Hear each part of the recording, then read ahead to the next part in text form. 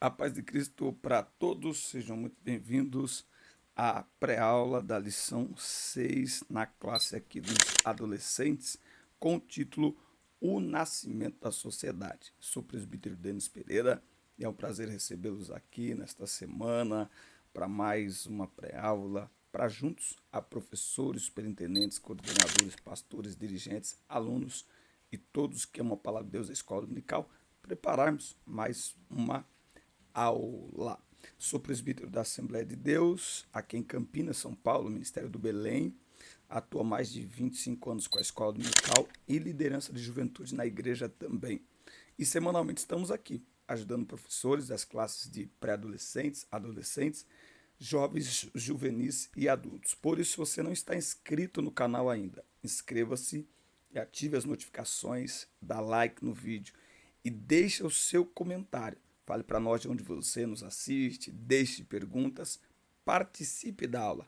A sua interação é extremamente necessária, porque são milhares de vídeos postados no YouTube todos os dias. E o algoritmo do YouTube não é crente. Logo, ele só entende que um canal é relevante quando existe interação. Então, curta, clica no joinha, deixa aí comentários, compartilha. 80% dos nossos vídeos são assistidos porque alguém compartilhou o link das minhas aulas no WhatsApp. Então, compartilha o link das minhas aulas no WhatsApp.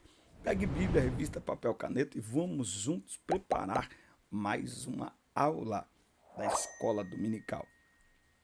Muito bem, o título aqui da nossa aula, O Nascimento da Sociedade, a mensagem. Por isso o Senhor Deus expulsou o homem do jardim do Éden e fez com que ele cultivasse a terra da qual havia sido formado. Gênesis 3 e 23. A primeira perguntinha aqui é: o trabalho só começou após o pecado? Antes do pecado, o homem não trabalhava? É interessante nós notarmos isso, porque existe uma ideia de que paraíso é lugar de descanso. E é, claro, no paraíso não tem dor, não tem morte, não tem tristeza, não tem noite e tal. Mas paraíso também é lugar de trabalho. Aqui em Gênesis, quando Deus cria o homem, e olha, isso aqui é interessante, essa conexão, ó. Quando o Senhor cria o homem, ele cria o homem para que o homem tivesse uma utilidade. Isso tanto é verdade que o homem precisou de uma ajudadora, de uma adjutora, certo? Então, Deus não criou o homem para a inutilidade, para o ostracismo, não é ostracismo que eu quero falar, aquela outra ociosidade. Não. Portanto, paraíso combina com trabalho, certo? O problema do trabalho é o cansaço, a fadiga, que é resultado do pecado. Mas o homem foi criado para trabalhar. Olha só, ele diz aqui no capítulo 1 de Gênesis, versículo 28. E Deus os abençoou e disse-lhes: sede frutíferos, multiplicai-vos e enchei a terra e subjugai-a. E tende domínio sobre os peixes do mar, as aves do céu e sobre toda coisa vivente que se move sobre a terra. Isso aqui Deus está falando de trabalho, de propósito, de liderança, tá bom? Então, o trabalho não é uma maldição porque o homem pecou. Pelo contrário, o trabalho é uma benção. A palavra do Senhor diz, Jesus disse assim, ó: meu pai trabalha até agora e eu trabalho também. Isaías 64 e 4. Porque desde a antiguidade não se ouviu, nem com os olhos se viu, nem com o ouvido se percebeu um Deus além de ti que trabalha por aquele que nele espera. Isso aponta para a eternidade, quando após o arrebatamento também existe essa pergunta: o que nós vamos ficar fazendo nos céus? Trabalhando. A Bíblia diz que Deus nos fez reis e sacerdotes. Isso é trabalho, isso é ofício. Nós reinaremos sobre as nações na eternidade. Isso é bem interessante. Olha só, hora de aprender.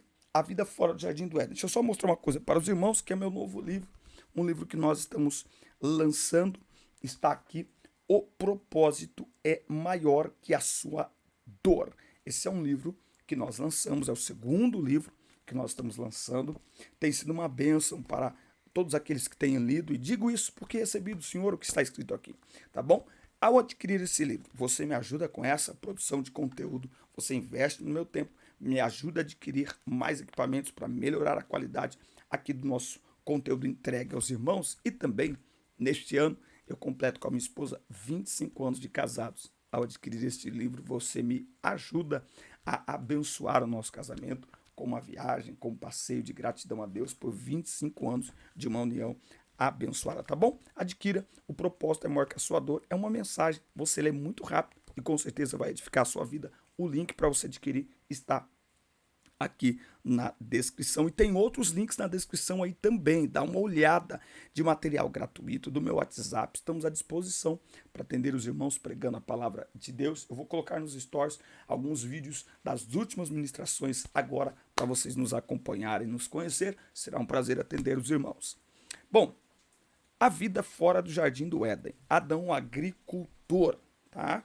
Então, presta atenção. Antes do pecado, o solo frutificava, o homem comia. Reafirmo, o homem trabalhava. Qual é o problema com o pecado? Que agora haverá uma dificuldade maior para o homem, porque o seu trabalho agora será feito com cansaço, com enfado. Novamente, o homem não foi criado para ociosidade, tá? Então, os líderes, os professores, deixem claro isso para o adolescente, tá bom? O trabalho dignifica o homem, o trabalho mostra nossas habilidades, nossa utilidade. Bom, apesar do pecado, a bênção da maternidade não foi negada à primeira família. Então, a bênção da maternidade prevaleceu. Nesse ponto, os professores, as professoras podem e devem, de uma maneira muito sincera e clara, falar aos seus alunos sobre a bênção da maternidade. Vivemos em uma geração que quer ressignificar as coisas, desconstruir as coisas, entre elas a maternidade. Nós vamos entender que a maternidade é uma bênção de Deus.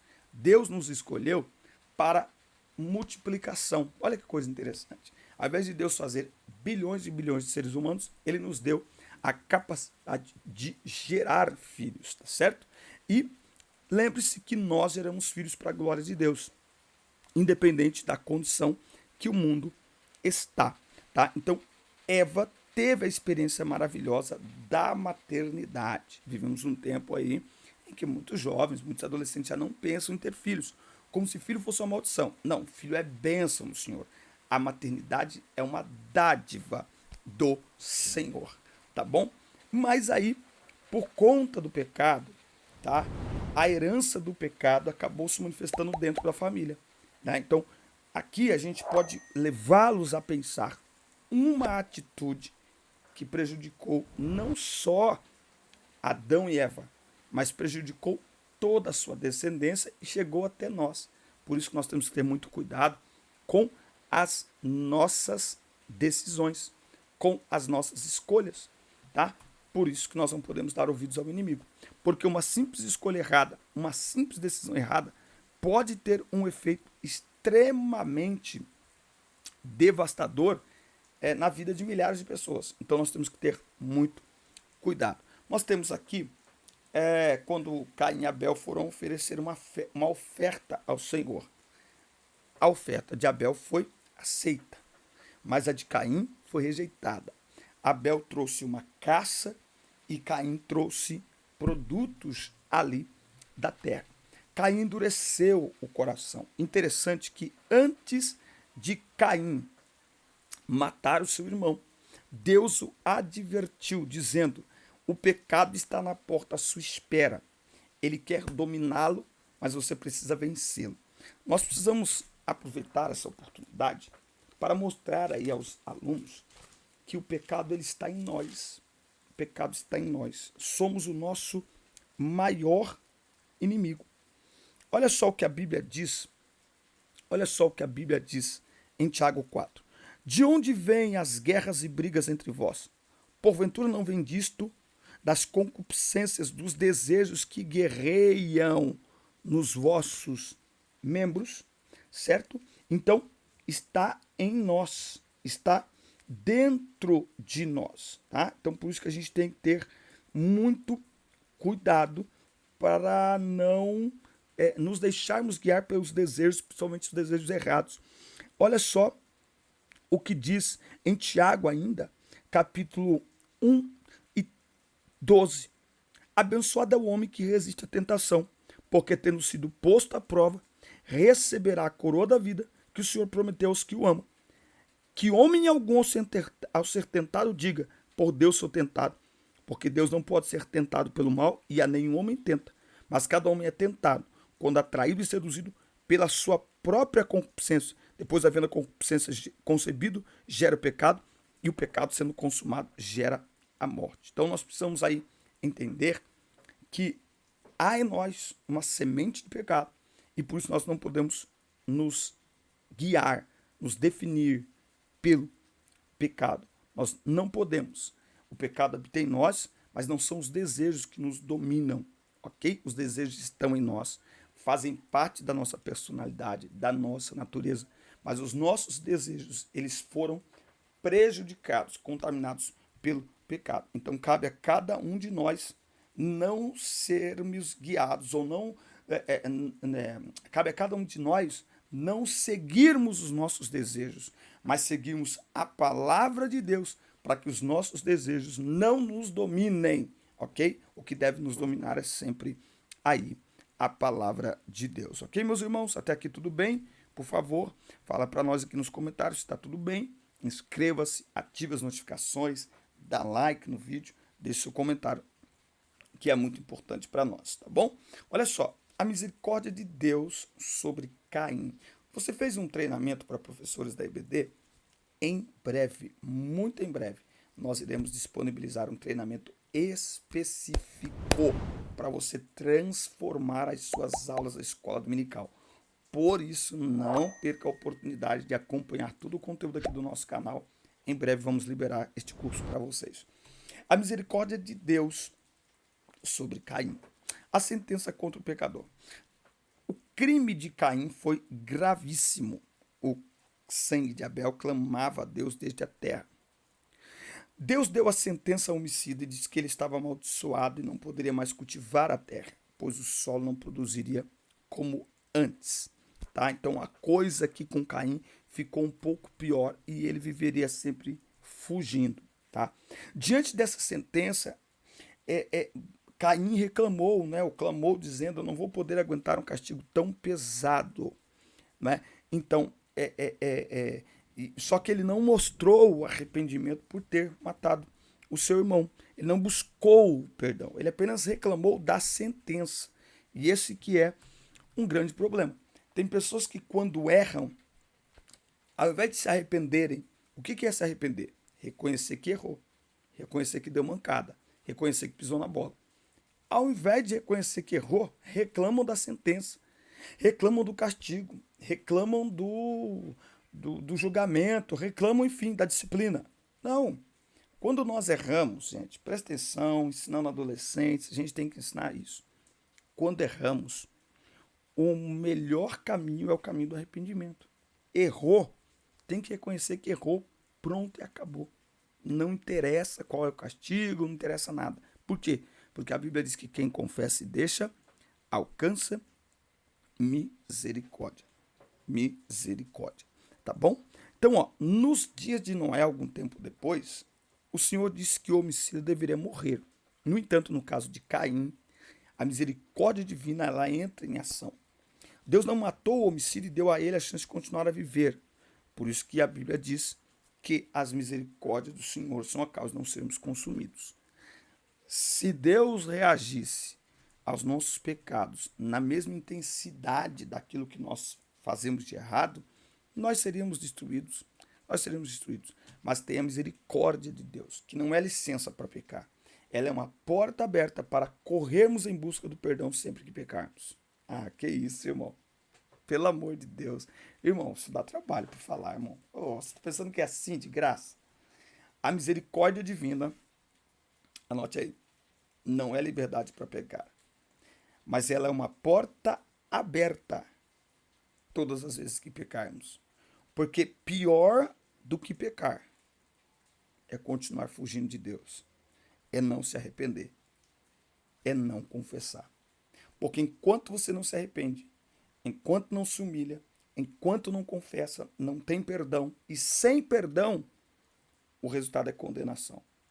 Mas se buscar pelo perdão, entrar pela porta da misericórdia, haverá perdão, portanto, transformação, libertação e salvação.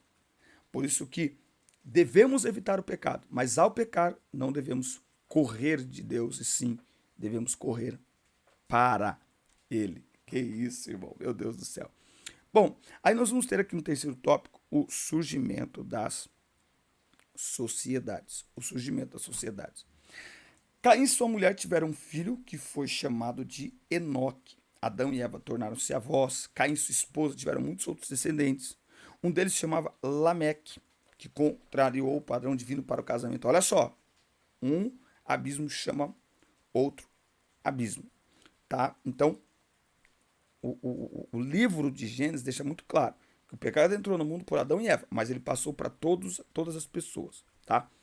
A Bíblia afirma que Adão e Eva tiveram filhos e filhas. Não sabe aí todos os nomes dos filhos do casal. Mas os filhos de Adão e Eva com seus descendentes foram as primeiras sociedades, tá? É da descendência de Caim que surgem os homens especialistas em algumas profissões. Jabal, por exemplo, foi o pai dos que criavam gado. Hoje conhecemos essa primeira atividade como pecuária. Os filhos de Jabal também foram peritos em armar moradas em forma de barracas. Essa habilidade foi o berço das construções, que depois se desenvolveu e passou a usar ferro e outros materiais, como se vê hoje nas grandes construções da engenharia civil. Outro descendente de Caim foi Jubal, que aí foi pai de todos os músicos, né? E a gente sabe que a música é uma forma aí de adoração a Deus. Então, o que essa lição está trazendo para nós? Ela está trazendo para nós que o plano de Deus, ele é perfeito. E que os nossos erros não abortam os planos de Deus. Não são os erros que abortam os planos de Deus. São pessoas que abortam os planos de Deus.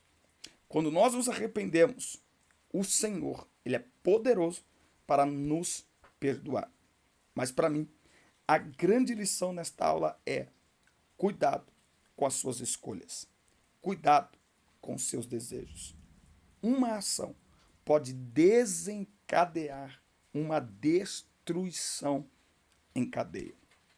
Uma ação errada, ela gera muitas vezes, ela inspira muito mais pessoas do que uma ação certa, sabia? Quando nós agimos de forma correta, ninguém fala nada, ninguém elogia. Mas quando a gente erra, além de muitos criticarem, muitos se inspiram. É mais fácil inspirar alguém pelos nossos erros do que pelos nossos acertos. Que a gente tenha isso em mente, que Deus preserve o nosso coração e que não sejamos como Caim. Podemos pecar como ele pecou, porque o pecado habita em nós. Mas lembre-se, devemos evitar o pecado a todo e qualquer custo. Mas pior do que pecarmos. Por que eu digo pior do que pecarmos? Eu não estou dizendo que pode pecar à vontade. Não. Mas o pecado habita em nós. Por isso que eu digo que pior do que pecarmos é não nos arrependermos. É não reconhecermos o nosso erro. Quando a pessoa não reconhece o erro, o coração vai endurecendo, vai endurecendo, vai endurecendo, vai endurecendo. Até chegar um ponto em que Deus fala e a pessoa não está nem aí. Por isso que a Bíblia diz, quem confessa e deixa, ele alcança misericórdia, certo? Então, o melhor caminho é evitar o pecado? Sim. Mas também correr para Jesus. Todas as vezes que pecarmos, arrependido. De nada adianta reclamar a punição, reclamar do castigo. É preciso reconhecer o pecado, se arrepender pelo que fez, confessar diante do Senhor e assumir uma postura de mudança de vida. Amém, amigos? Essa foi a nossa pré-aula para a classe de adolescentes. Que Deus abençoe vocês. Lição 6, um forte abraço. Assista, curta, compartilhe, inscreva-se no canal e até o nosso próximo encontro. Deus abençoe vocês.